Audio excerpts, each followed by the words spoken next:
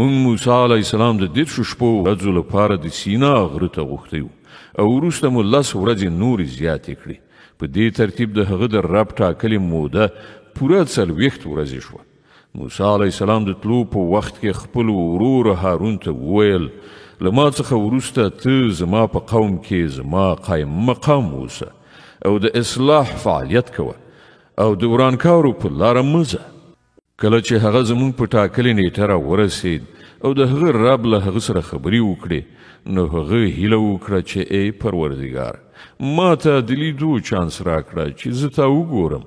الله وفرمایل ته ما نشي لیدلی، هو لږ شان د غره لوري ته وګوره، که هغه په خپل ځای ولاړ پاتې شو نو البته ته ما لیدلی شي. نو کله چې د هغه رب په غره باندې د دیدار وړانګې وغورځولې نو هغه یې میده میده کړ او موسی علیه السلام بیوخه پریوت. کله چې په سد شو نو وی ویل پاک دی ستا ذات، زه ستا په دربار کې توبه باسم او تر ټولو مخکې ایمان راوړونکی زه یم.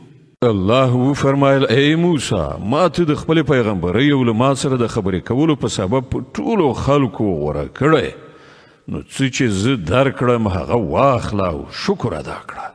له هغه وروسته موږ موسی علیه السلام ته د ژوند د هرې څانګې په باب نصیحت او د هر اړخ په باب هدایت پر تختو باندې لیکلی ورکړ او هغه ته مو وویل دا هدایت په خپلو محکمو لاسونو واخله او خپل قوم ته امر وکړه چې د دې د غوره مفاهیمو پیروي وکړي.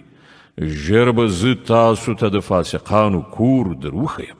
زه به له خپلو نښانو څخه د هغو خلکو سترګې واړوم چې په ناحقه په ځمکه کې تکبر کوي.